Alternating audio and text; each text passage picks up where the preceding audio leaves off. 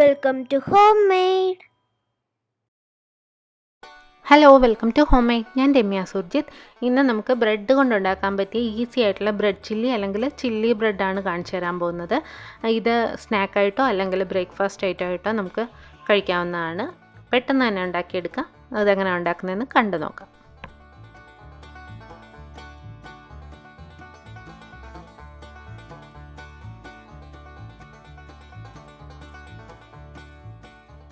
ഇതിനായിട്ട് ഞാൻ 5 slice bread എടുത്തിട്ടുണ്ട്. അത് ചെറിയ സ്ക്വയർ പീസായിട്ട് മുറിച്ചെടുക്കുക.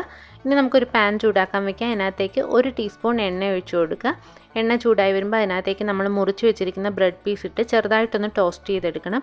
അധികം മൂത്ത് പോകരുത്. ചെറുതായിട്ട് അതിൻ്റെ കളർ മാറി ചെറിയൊരു ഗോൾഡൻ കളർ വരുമ്പോഴേക്കും നമുക്കിതെടുക്കാം. തീ കുറച്ച് വെച്ച് വേണം ടോസ്റ്റ് ചെയ്തെടുക്കാനായിട്ട്. മൂത്ത് പോയാൽ ഇതിന് കട്ടി കൂടിപ്പോവും. അപ്പോൾ അധികം മൂത്ത് പോകാത്ത വിധത്തിൽ ടോസ്റ്റ് ചെയ്തെടുക്കുക. ഇനി അതൊരു പാത്രത്തിലേക്ക് കോരി മാറ്റി വെച്ചിട്ടുണ്ട്. ഇനി ആ പാനിലേക്ക് തന്നെ 2 ടേബിൾ സ്പൂണോളം എണ്ണ ഒഴിച്ചു കൊടുക്കുക. സൺഫ്ലവർ ഓയിലാണ് ഞാൻ യൂസ് ചെയ്തിരിക്കുന്നത്. എണ്ണ ചൂടായി വരുമ്പോൾ 1 ടീസ്പൂൺ കടുകും 1/4 ടീസ്പൂൺ ജീരകവും ചേർത്ത് കൊടുക്കുക. സാധാരണ നല്ല ജീരകമാണ് കേട്ടോ, പെരുംജീരകമല്ല.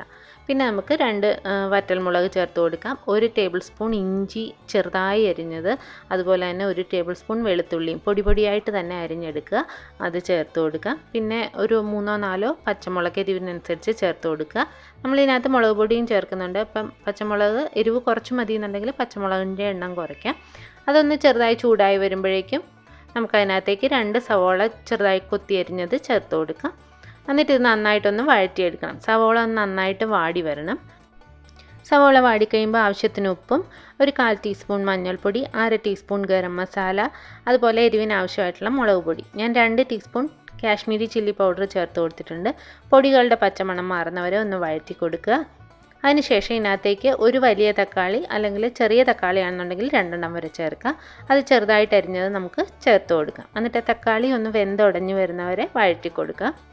തീ ഒരു മീഡിയം ഫ്ലെയിമിലിട്ടിട്ട് വഴറ്റി കൊടുക്കണം. ഇപ്പോൾ തക്കാളിയൊക്കെ നന്നായിട്ട് വെന്തുടഞ്ഞ് വന്നിട്ടുണ്ട്. ഇനി ഇതിനകത്തേക്ക് ഞാനൊരു വലിയ ക്യാപ്സിക്കത്തിൻ്റെ പകുതി ചെറുതായിട്ട് അരിഞ്ഞ് എടുത്തിട്ടുണ്ട്. അതും കൂടെ ചേർത്ത് ക്യാപ്സിക്കം ഒന്ന് ചെറുതായി വാടി വരുന്നവരെ വഴറ്റി കൊടുക്കുക. ഇപ്പോൾ എല്ലാം നല്ല സെറ്റായി വന്നിട്ടുണ്ട്. ഇനി ഇതിനകത്തേക്ക് നമുക്ക് ടോസ്റ്റ് ചെയ്ത് വെച്ചിരിക്കുന്ന ബ്രെഡ് ചേർത്ത് കൊടുക്കാം. എന്നിട്ട് നന്നായിട്ട് ബ്രെഡ് പീസിലേക്കെല്ലാം ഈ മസാല പിടിക്കുന്നവരെ തീ കുറച്ചിട്ടിട്ട് നന്നായിട്ട് മിക്സ് ചെയ്ത് കൊടുക്കണം.